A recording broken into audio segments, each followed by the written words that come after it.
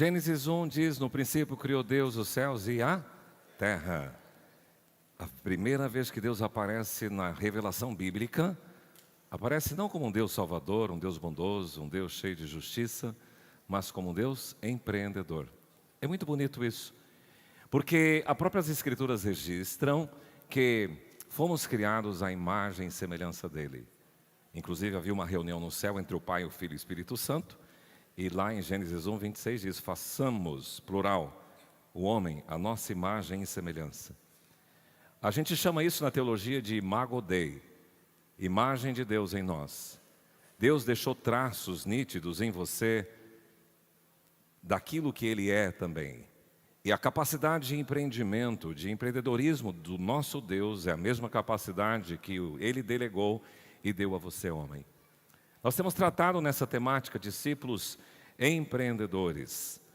Empreendedores são aquelas pessoas criativas, são aquelas pessoas dinâmicas, inovadoras, arrojadas, que têm vontade de aprender e está empenhada e focada em obter bons resultados. Esses são os empreendedores. Estamos tratando nesses últimos dias o livro de Esdras, porque se você for pegar um livro no Velho Testamento que fala muito de empreendimento, você vai encontrar esses dois livros, Esdras e Neemias. São dois servos do Senhor, que eu diria assim, empreendedores, em alto nível, pela forma como eles trabalham. Mas é importante você se situar historicamente, porque muitas pessoas querem ler a Bíblia e tentar entender sem entender o contexto histórico. Então quero situar você para ajudar. O povo de Deus passou um período na terra, num regime monárquico. Agora, por conta de desobediência, esse povo é levado para fora da terra prometida, de Holy Land, de Jerusalém, especialmente a cidade, e levado para uma outra pátria. O Império Babilônico veio, invadiu Jerusalém, levou cativo todos os moradores daquela região. O profeta Jeremias havia predito que eles deveriam ficar naquela região durante 70 anos, como cativos. E assim se cumpriu. Mas o profeta Isaías profetizou que Deus levantaria um homem chamado Ciro. E ele daria um decreto para que esse povo fosse liberado para retornar à sua terra. Quem declarou isso foi o profeta Isaías, que viveu mais de 150 anos de Ciro, o rei da Pérsia, aparecer. E aconteceu como Deus declarou. E agora então Ciro traz um decreto liberando todas aquelas pessoas que foram levadas cativas para a Babilônia para retornar. E Deus levanta alguns líderes, 3 líderes importantes, porque foram 3 etapas desse retorno da Babilônia para Jerusalém. Quais foram os líderes? Zorobabel, Esdras e Neemias. Foram em 3 etapas. Uma coisa curiosa é que mais de 2 milhões de pessoas judeus moravam na Babilônia e estavam arraigados, confortáveis. Haviam estabelecido, passaram-se 70 anos, então eles já estavam acomodados e só 50 mil retornaram para Jerusalém. É esse o contexto que nós estamos estudando, porque Esdras é um desses que traz o povo junto com Zorobabel. E eu queria convidar você a abrir então a sua Bíblia em Esdras 3, 1 a 5, para a gente entender um pouquinho o que é que Deus tem para revelar para nós nessa cena histórica. O texto bíblico de Esdras, eu pediria até que, se você tiver com a sua Bíblia aberta, o seu tablet, smartphone, que você acompanhasse, porque eu vou citar algumas referências. É importante que você contraste e confirme isso nas Escrituras Sagradas. O texto de Esdras 3 diz o seguinte, versículo 1. Em chegando o 7º mês, e estando os filhos de Israel já nas cidades, ajuntou-se o povo como um só homem em Jerusalém. Levantou-se Jesua, filho de Josadaque, e seus irmãos sacerdotes, Zorobabel, filho de Sealtiel, e seus irmãos edificaram o altar do Deus de Israel, para sobre ele oferecerem holocaustos, como está escrito na lei de Moisés, homem de Deus. Firmaram um altar sobre as suas bases, e ainda estavam sob o terror dos povos de outras terras. Ofereceram sobre ele holocaustos ao Senhor de manhã e à tarde. Celebraram a festa dos tabernáculos, como está escrito, e ofereceram holocaustos diários, segundo o número ordenado para cada dia. E depois disto, o holocausto contínuo e os sacrifícios das festas da lua nova e de todas as festas fixas do Senhor, como também os dos que traziam ofertas voluntárias ao Senhor. Pai, a Tua palavra é lida e nós cremos que ela é viva Por isso que ela produza em nós vida, vigor, e que o Senhor, pelo Teu Espírito Santo, nos traga a iluminação e a revelação, em nome de Jesus. Amém. O tema nosso é este: discípulos e empreendedores têm vínculos, têm... Vocês estão aqui? Tem vínculos, tem, e tem valores. O discípulo empreendedor é assim. Você vai perceber que no capítulo 1 de Esdras, tem a narrativa do decreto de Ciro, o imperador persa. E eles receberam donativos de lá da Babilônia para virem construir o templo, construir os muros e construir a cidade. No capítulo 2, você vai encontrar uma lista de pessoas que foram registradas, comprovando que eles vieram junto com esses líderes. E nesta lista você vai encontrar pessoas com procedência, você vai encontrar descrição de áreas em que elas atuavam nos seus ofícios. E você vai perceber no capítulo 3, a edificação do altar, restauração da lei para que o povo voltasse às escrituras sagradas e dedicação das bases do templo que seria reconstruído. Então eu quero ver essas três coisas: os vínculos, os ofícios e os valores. Pensando nos vínculos, vínculos têm a ver com laços, têm a ver com ligações com relações. E eles podem representar laço sanguíneo, laço de sangue, laço familiar, ligação familiar, relação de parentesco e ligações afetivas. Nesse capítulo 2 você vai ver uma lista de nomes, destacando a família e destacando a procedência. Três coisas nos vínculos: nome, família e procedência. Nome. Quando você olha para Esdras 2, 1 a 3, você vai perceber, são estes os filhos da província. Versículo 2, os quais vieram com Zorobabel, Jesua, Neemias, Seraías, Reelaías, Mordecai, Bilzam, Mispar, Bigvai, Reum e Baná. E no versículo 3, os filhos de Parós. Nós vemos aqui nome, nós vemos aqui família, nós vemos aqui como vínculos, depois as ações de líderes e de categorias de trabalho. Quando se fala em nome, nós estamos tratando da identificação de uma pessoa, porque o nome designa uma pessoa. E é interessante que os nomes eram dados com alguns projetos. Quando você queria trazer uma certa referência para uma pessoa, você dava o nome de alguém que fora importante. Alguém que tinha peso, tinha valor, tinha poder. Então o nome trazia, dentro da crença judaica, um certo destino na vida daquela pessoa, daquela criança. Outro lado também, os nomes eram dados para homenagear alguém. E é interessante isso, então, quando você quer lembrar alguém, então você dá um nome. Por exemplo, nosso filho chama João Gabriel. O João é meu sogro, o João é meu pai, e o Gabriel é o nome que nós optamos para dar a ele. Uma coisa curiosa aconteceu em 85, eu estava fazendo a minha primeira casa lá em Atibaia, São Paulo. Fiquei 30 dias retirado da capital, morando lá neste lugar, num porão, na casa da minha tia, e construindo durante os dias, com um pedreiro e um servente, a nossa casa, que era para eu casar e mudar para lá, e depois eu vim para Dourados em 87. Mas uma coisa curiosa é que o nosso pedreiro tinha uma família, uma pessoa, e esta mulher ganhou e deu à luz, ia dar à luz a uma criança. E no dia que ela ia para o hospital, não tinha quem levar. Eu estava de carro, peguei e levei esta mulher para dar à luz ao seu filho. Nasceu uma menina. E depois eles disseram, sabe qual é o nome dela? Eu falei, não, Edna. Eu falei, por que Edna? Porque ela quis homenagear você. Edson, e a menina então colocou Edna. Interessante, os nomes também servem para homenagear pessoas. E vocês entendem que os nomes trazem um peso, e é importante que você preze, prime pelo seu nome. Curiosamente, nós vemos um Deus nas Escrituras Sagradas que conta todas as estrelas, e cada uma ele chama pelo nome. Orion. E ele chama todas as Ômega, Andrômeda, e ele vai falando de galáxias e de estrelas, ele conhece todas as coisas. Para Moisés, tinha muito nítido uma informação, porque disse Moisés ao Senhor, registro em Êxodo 33, 12, tu me dizes, fazes subir este povo, porém não me deste saber a quem hás de enviar comigo, contudo disseste, Deus disse para Moisés, conheço-te pelo teu nome. Nós não somos tratados por Deus no atacado, né? Ô gente, ô povo. E é engraçado que os crentes em Jesus, quando não conhecem o nome das pessoas, chamam o irmão ou irmã, mas não sabe o nome da pessoa. É importante que você identifique o nome. O profeta Isaías declarou: agora assim diz o Senhor que te criou, Jacó, e que te formou Israel: não temas, porque eu te remi, chamei-te pelo teu nome, tu és meu. E para o próprio rei Ciro, que foi profetizado 150 anos antes dele existir, o texto de Isaías 45:3 diz: dar-te-ei os tesouros escondidos e as riquezas encobertas, para que saibas que eu sou o Senhor, o Deus de Israel, que te chama, Ciro, pelo nome. Mas o segundo vínculo tem a ver com a família.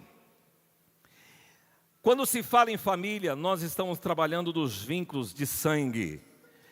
Na Bíblia Sagrada, tem muita gente que começa a fazer aquela leitura anual e chega na genealogia, que começa: e fulano gerou ciclano, e ciclano gerou beltrano, e vai assim. Tem muito crente que passa aquela folha direto e fala: para que serve esse trem aqui nas Escrituras Sagradas? Para o judeu, a genealogia é muito importante. Inclusive, qualquer sacerdote, para saber se ele tinha linhagem sacerdotal, tinha que, na sua árvore genealógica, chegar lá na frente em quem? Arão, o sacerdote. Então você vai perceber nesse texto que algumas pessoas tentaram achar na sua genealogia o vínculo com Arão e não localizaram. Então essas pessoas não foram consideradas sacerdotes. Então é muito importante esse vínculo genealógico, familiar, que as Escrituras tanto falam. E aqui no texto você vai encontrar expressões do tipo: cabeças de famílias, filhos de família. Nós temos aqui uma relação vinculada com a nossa família. E terceiro, o vínculo tem a ver com procedência. Interessante que nos versículos 21 do capítulo 2, se você está com a Bíblia aberta aí, veja o que diz: os filhos de o quê? Belém. E o 34, os filhos de Jericó. Então não está falando os filhos de Belém, não é uma pessoa. Jericó não é uma pessoa, aqui ele está falando da procedência, do lugar. Então ele falou os filhos de fulano, os filhos de ciclano, mas depois ele diz os filhos de Belém, os filhos de Anatote, os filhos de Jericó. São pessoas que têm procedência. E é interessante que um dia atrás, aqui neste lugar, a gente estava ministrando e falei sobre o sul de Minas, que eu morei lá. No final veio uma pessoa, um moço alto, chamado Elter. Ele falou: o senhor foi de lá de Minas? Eu falei: de onde? Eu morei em Alterosa, perto de Alfenas, e perto de Areado. Ele falou: nossa, minha família é tudo de lá. Eu falei: quem é a sua família? E ele foi falar, descobri que era primo, distante, mas era primo. Por causa da procedência. Eu morei num bairro em São Paulo, chamava Vila Constância. Mas ele era vizinho de um bairro que não era muito bem falado, Jardim Brasil.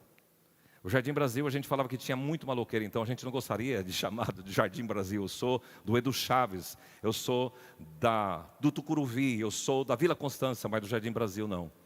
A procedência. Mas não tinha como negar, eu tinha muitos amigos do Jardim Brasil. E a gente vivia ali com este pessoal. Tem a ver com procedência de Jericó, de Belém, de Anatote. E ele vai falando todos os lugares da procedência. Porque um discípulo empreendedor, ele tem nome a zelar, ele tem vínculo familiar, e ele tem origem, ele tem procedência, ele tem história. Uma vez perguntaram: pode ter alguma coisa boa de Nazaré? Falando de Jesus, porque a procedência de Jesus, na sua infância, ele nasceu em Belém da Judéia, mas ele fora criado em Nazaré. E as pessoas em Jerusalém diziam: mas pode nascer alguma coisa boa de Bocajá? Sim. Pode nascer alguma coisa boa de Nazaré? Sim. É a procedência, é a origem. Em segundo lugar, um discípulo empreendedor, ele tem o seu ofício, a sua área de atuação. Olha comigo, 70 anos se passaram, morreu uma geração, veio outra geração. Agora, quando eles vão retornar, aparecem quem? Os cantores, os sacerdotes, os levitas, os porteiros, todos aparecem. Mas eles não ficaram 70 anos distantes. Por que eles guardaram esse ofício? Pela tradição oral. Essa família que era dos porteiros, quando servia lá em Jerusalém, passaram-se 70 anos, a descendência daquelas pessoas continuava com o mesmo chamado, com o mesmo ofício. Esse aqui é porteiro, esse aqui é levita, esse aqui é cantor. E ele vai descrevendo, e eu queria que você percebesse nesse texto, que é muito lindo isso no texto. No capítulo 2 de Esdras, aí onde você está, no versículo 1 e 2, ele faz uma descrição, em primeiro lugar, dos líderes. Ele faz menção a Zorobabel, Jesua, Neemias, Seraías, todos líderes. E uma coisa linda é que Zorobabel, ele era descendente davídico, porque ele era neto de Jeconias. O Jeconias, quando Nabucodonosor invadiu Jerusalém, foi levado cativo. Ele era o rei que governava, na verdade, ele estava no poder. E Zorobabel era neto de Jeconias. Na linhagem real, ele seria o próximo, um dos próximos reis em Israel, ou na região de Judá, em Jerusalém. E agora passaram-se alguns anos, esse Zorobabel, da linhagem real, ele não está preocupado com o trono, ele está preocupado com a construção do altar. Ele está preocupado de reparar a casa de Deus. Ele está preocupado de reconstruir aquilo que havia sido dilapidado e destruído pelos babilônicos. Mas há uma outra categoria, capítulo 2, versículo 3 a 20, ele faz menção dos leigos. Leigos são aquelas pessoas que não têm uma formação específica, uma especialidade, mas eles servem. Na igreja presbiteriana independente, nós temos um ministério que a gente chama ministério leigo. São pessoas que não fizeram seminário, são pessoas que não fizeram um instituto bíblico, mas servem na igreja como ministério leigo, porque eles estão servindo e são formados no meio do contexto da igreja. E aqui tinha leigos. Agora veja aí no versículo 37, qual é a outra classe de pessoas que é mencionada aí? Quem são? Vocês estão em Esdras 2:36? Sacerdotes, isso mesmo. Os sacerdotes, eles tinham que manter essa genealogia com Arão, e eles então têm esse ofício sacerdotal. O grupo sacerdotal tinha que ter toda uma orientação nas escrituras sagradas, e era um ofício hereditário. Se não pudessem provar a linhagem araônica, eles não seriam considerados sacerdotes. Eles tinham que ter a comprovação da genealogia até Arão. Versículo 40. Quem é a categoria que aparece aí? Levitas. Os levitas, da mesma forma como os sacerdotes, trabalhavam no templo e também tinham uma linhagem histórica e tinham que provar essa sua linhagem levítica. Versículo 41, outra categoria. Quem é ou quem são os aí? Os cantores. Quantos eram? Versículo 41. Quantos eram? 128. Olha que coral. Semana passada falamos do coral que tinha aqui de mulheres. Falamos, nós queremos ter um coral de 100 pessoas. Eles estavam em 128 pessoas. E eles fazem menção a um líder que fez parte importante na história sobre o cântico. Versículo 41 diz, os filhos de Asaf. Quem é Asaf? Interessante, quando você vai estudar a história de Asaf, ele foi da época de Davi, e ele começou humilde no seu ministério. Hoje eu visitava uma casa com uma criança, achei bonitinho esse brinquedinho. Asaf, ele era assim, sabe qual era a função dele? Tocar o símbolo, era o prato. Ele começou na música, tocando o prato. Você sabe que numa orquestra, o prato, às vezes ele usa só uma vez, em toda a música, ele chega lá no final, e acabou. É o único serviço que ele fazia. Asaf começou tocando o prato. E interessante que depois ele foi escalado dentro da linhagem musical no próprio governo de Davi, como responsável pela música. Ele apresentou um número especial, diz que ele chamou todo Israel e congregou e conduziu em louvor e adoração ao Senhor. Asaf tinha esta habilidade. E ele escreveu alguns salmos, tamanha foi a sua inspiração, 12 salmos são de composição de Asaf. Esse período da época de Davi. E ele marcou a história. Então, os filhos de Asaf, agora passaram-se alguns anos. Davi já morreu, Salomão já morreu, Roboão já morreu, todos aqueles reis, Jeconias já morreu. E agora está Zorobabel. E da mesma linhagem, lá da época de Davi, aparece esse Asaf. Outra categoria, versículo 42. Quem são aí? Os porteiros. Porteiro? O que o porteiro faz? Eram os seguranças na época. O MIB. Eu estava reunido na semana passada com alguns representantes do Exército, daqui da igreja, gente do Exército, Polícia Militar, Polícia Civil, Guarda Municipal, Bombeiro. E esse pessoal, a gente fez um plano para ver como nós vamos atuar lá no novo espaço em termos de segurança. E a gente falou que aquelas pessoas que ficam normalmente nesses eventos são os postes, né? Aquelas pessoas de preto, fortes, bonitas. mas um nome mais chique é MIB, que é Men in Black, homens de preto.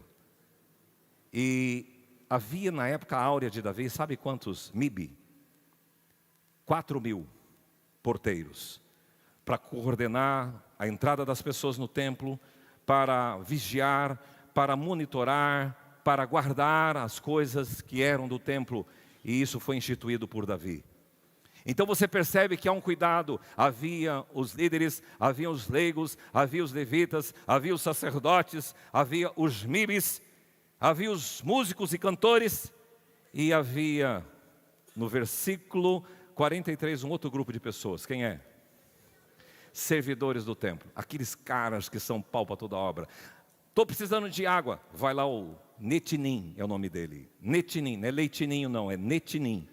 Netinim ia lá, preciso de madeira. O sacerdote pedia, ele ia lá. Era aquela pessoa que estava para servir. Como são importantes os netinins no serviço do Senhor. São pessoas que estão dispostas ao trabalho e dispostas a auxiliar em que precisar. Prestam apoio, prestam assistência. E o último grupo está aí no versículo 59, não está escrito de forma clara, mas fala daquelas pessoas estrangeiras. Não foram encontrados os seus nomes no livro genealógico. Esses são os estrangeiros. Eles eram benquistos na comunidade de Israel, mas eles não eram sacerdotes porque não tinha genealogia. Mas eles, apesar de serem excluídos, eles não foram excluídos do sacerdócio, não foram excluídos da promessa. Discípulos empreendedores têm ofício.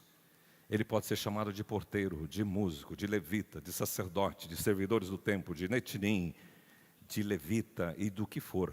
E ele está dentro da comunidade, porque o empreendedor sabe o que deve fazer.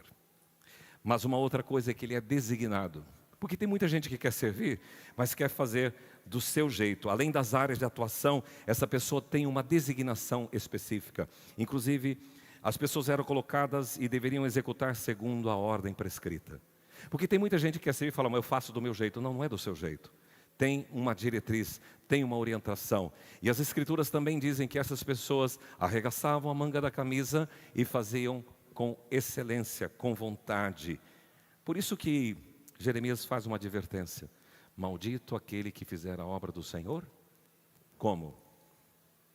Quem conhece esse versículo de Jeremias 48, versículo 10? Maldito aquele que fizer a obra do Senhor relaxadamente. Nada deve ser feito relaxadamente. Filho, lava a louça e fica aquele negócio todo cheio de gordura. Você não tem vergonha não de deixar aquele prato engordurado para o outro comer depois? Limpa a casa e você pega e esconde a poeira debaixo do tapete. Você não tem vergonha não? Isso é relaxo. Tem que fazer bonito, tem que fazer bem feito. Não só o seu serviço, mas também a obra do Senhor. Por isso que Eclesiastes diz, tudo quanto vier à tua mão, faze conforme todas as tuas forças. E Paulo escrevendo à igreja de Colossenses diz, tudo que fizerdes, seja em palavra, seja em ação, fazei em nome do Senhor Jesus, como se fosse para o Senhor, com gratidão.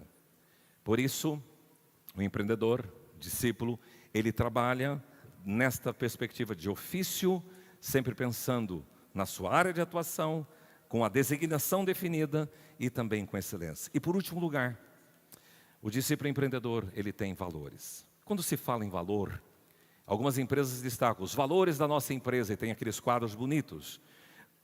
Valores são princípios morais e éticos que conduzem a vida e pautam a vida de uma pessoa. Os valores afetam diretamente o comportamento de qualquer um. Quais são exemplos de valores que você conhece? Me dê um valor que você imagina aí. Honestidade, outro valor.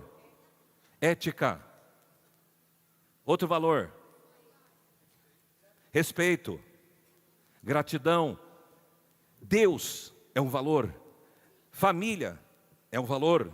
E também trabalho é um valor. E esses três valores são muito nítidos aqui. Vamos começar primeiro com o valor Deus. Quando eles retornaram da Babilônia, a primeira coisa que eles fizeram foram casas confortáveis, né? Não. Foi edificar a cidade e fazer um shopping center, né? Não. O que eles fizeram? Qual a primeira coisa que eles fizeram? O altar, o templo, o lugar da adoração. Porque o primeiro valor dessas pessoas empreendedoras é Deus. Restaurar o lugar de Deus na nossa vida, a centralidade de Deus na sua vida.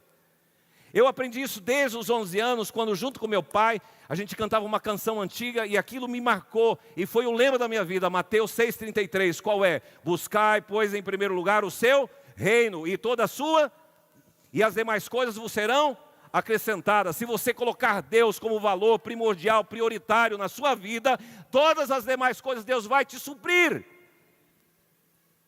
Sabe que às vezes a gente vê as pessoas desanimadas e olha, essa semana nós demos um ralo violento.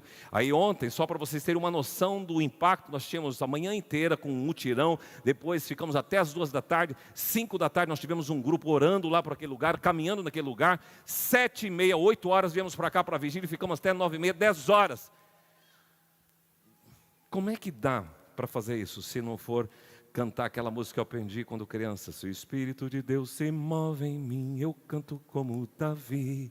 Se o Espírito de Deus se move em mim, eu canto como Davi.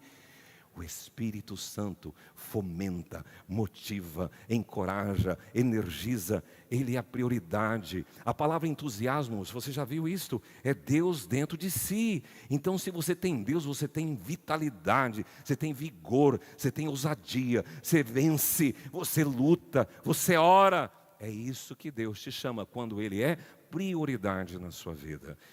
Eu acho muito bonito quando aquelas pessoas dedicam algo especial para o Senhor. Esses dias, uma pessoa que vai ser vizinha minha lá no Alphaville, ele foi edificar uma casa, um casal novo aqui dessa igreja, e ele disse assim: pastor, passa lá para a gente fazer uma pedra fundamental. Eu falei, nunca fiz isso em casa, em templo eu já fiz pedra fundamental, mas vamos lá orar, porque ele queria, na verdade, a essência dele era: Senhor, nós consagramos esta casa ao Senhor, que vai ser erguida. Existe um personagem na Bíblia que onde ele ia, ele levantava altares. Quem era esse personagem? Passou em Negueb, ele levantou altar. Passou em Carvalhais de Manre, ele levantou o altar. Onde ele ia levantar o altar? Quem era esse?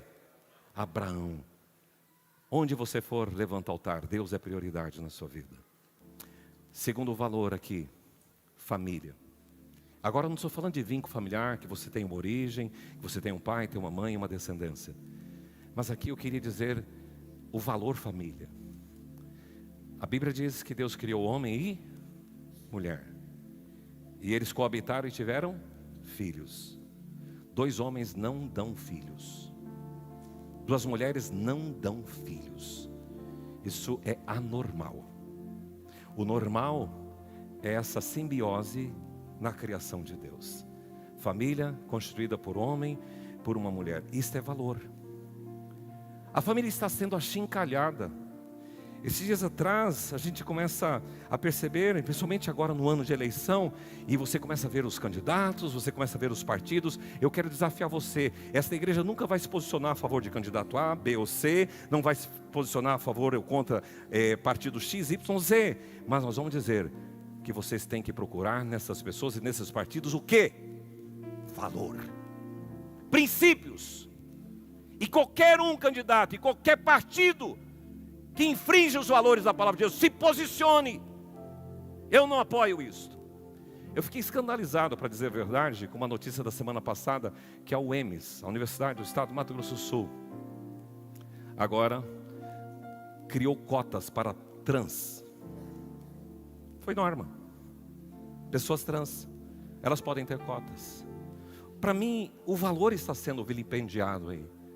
A família, eu estou incentivando uma coisa que não é normal. E aí eu fiquei intrigado, porque aí quando você olha para o que está acontecendo, a gente vê umas coisas esquisitas. Eu estava escutando uma entrevista no WhatsApp, e eu falei, quem é essa pessoa que está respondendo? Porque perguntaram para ele assim, qual o seu pensamento sobre a ideologia de gênero? E eu fui ouvir o que ele ia dizer.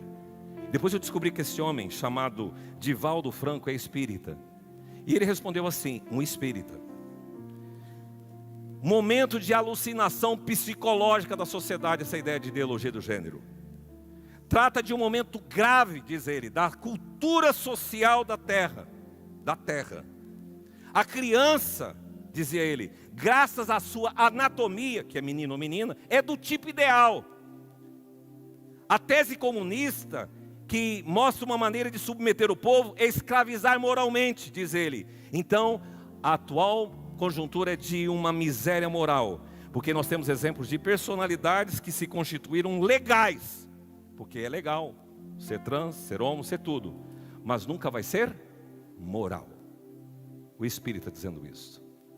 E ele faz menção a uma entrevista de uma mulher chamada Iraci Campos e Haroldo Dutra, também Espírito. Eu fui ouvir, eu falei, eu quero saber o que esses homens estão dizendo, o que essas pessoas estão dizendo. E esse juiz, Espírito, diz o seguinte: criamos um problema que não existe. Colocar conflitos sobre o gênero. Nós tornamos as coisas complexas. Algo simples a gente tornou complexo, porque é menino ou menina. Alguns casos que têm uma indefinição, que se percebe, são muitos poucos casos, e esses têm que ser tratados de uma forma muito específica. Ele começa a discorrer sobre isso, falando do ângulo jurídico. Ele diz assim: para ser juiz da Suprema Corte, um requisito precisa: bom senso. E se tiver um pouquinho de conhecimento jurídico, ajuda. E aí diz: a ideologia do gênero fere o bom senso. Me perdoe falar sobre esse assunto aqui, queridos, mas eu tenho fidelidade com a palavra de Deus. E eu queria dizer para vocês que da mesma forma que a gente fala sobre esse assunto, uma pessoa tem liberdade de vir a essa igreja. Se você é ladrão, se você é traficante, se você é um viciado, se você é um adúltero, se você é um efeminado, se você é homossexual, se você é um roubador, seja o que for, você é bem-vindo aqui. Mas eu vou dizer para você, você precisa passar pela via do arrependimento. E nenhum pecado, o homossexualismo não é pior do que qualquer um outro, que a mentira. Tanto quanto a mentira como o adultério precisa de arrependimento. Nós amamos o pecador, mas nós não concordamos com o quê?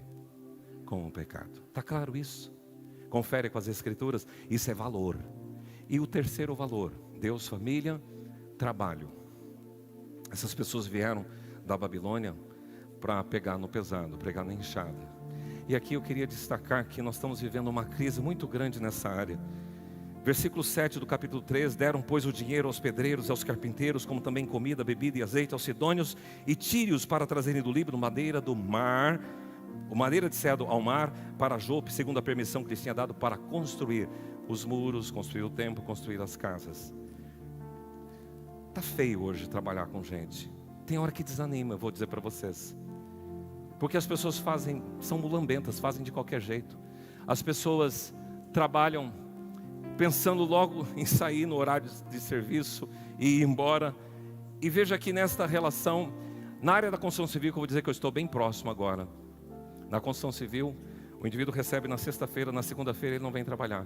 Eles falam, eles bebem a final de semana inteirinho, depois na segunda eles não vêm trabalhar. Pode ir amanhã nas construções civis e vocês vão ver quantos trabalhadores estão faltando. E sem pensar, eu estou citando uma classe, mas tem várias classes, no desperdício. Eles não têm dó mais de nada, de nenhum material. Não é deles mesmo, eles não têm nem aí. Esses dias atrás, cheguei em algumas salas lá do nosso novo espaço, cheirando xixi.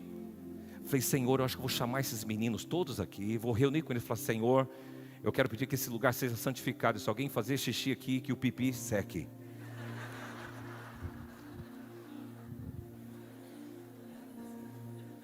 Eu quero ver se vocês vão mijar mais lá.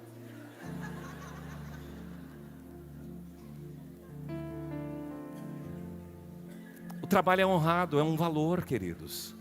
Que Deus nos confiou. A Bíblia diz, aquele que trabalha, que não trabalha, não come. Ensina o seu filho, dá valor, colocar em ordem as coisas. Nós precisamos de profissionais habilitados. Há falta de mão de obra qualificada. A gente procura, garimpa e não acha. Pessoas preguiçosas que roubam o trabalho usando rede social na hora do serviço, que fica enrolando. Eu vou às vezes no canteiro de obra, tem gente que vai umas 10 vezes no banheiro. Eu falei, que problema? Tem problema de continência urinária? O que você tem? E sem pensar porquice. Outro dia atrás eu reuni com os funcionários da igreja e falei, pessoal, por favor, a gente chega às vezes no banheiro da igreja, dos funcionários, e vi lá na sede isso, né? Às vezes vem gente de fora também. Eu desenhei uma bacia sanitária, tudo bonitinho lá na quadra. Falei, quando vocês fizerem o número 1, por favor, e ficar aquela ranhura aqui, você limpa, porque ninguém é obrigado a limpar o teu cocô. Cria vergonha, meu querido. Nós somos de uma outra cultura, nós somos cultura do reino, nós somos gente ordeira, nós somos gente que trabalha, que tem prazer na vida, que sustenta, que rala. Então preguiça não é de Deus, mulambice não é de Deus, porquice não é de Deus. Deus é Deus da ordem, da excelência. Por isso, os discípulos empreendedores têm esse valor, o trabalho. E o trabalho, como disse alguém, dignifica o homem. Tudo que tenho foi pela bênção de Deus, mas fruto de trabalho. Vamos ficar em pé?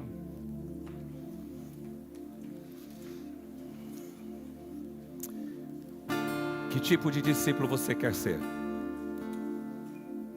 O discípulo do Senhor Jesus Cristo é empreendedor. No princípio criou Deus os céus e a terra. Você tem a imagem de Deus em você.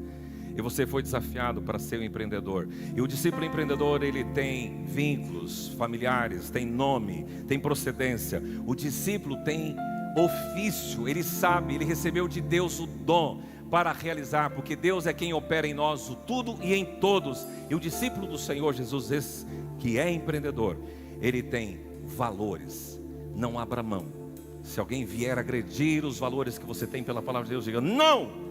Deus é o meu primeiro valor, Ele está acima de tudo na minha vida. A família, a gente tem lutas com a família sim, tem luta com seu cônjuge, tem luta com seus filhos, com seus pais, mas é inegociável. Deus vai ajudar a minha casa, eu e a minha casa vamos servir ao Senhor.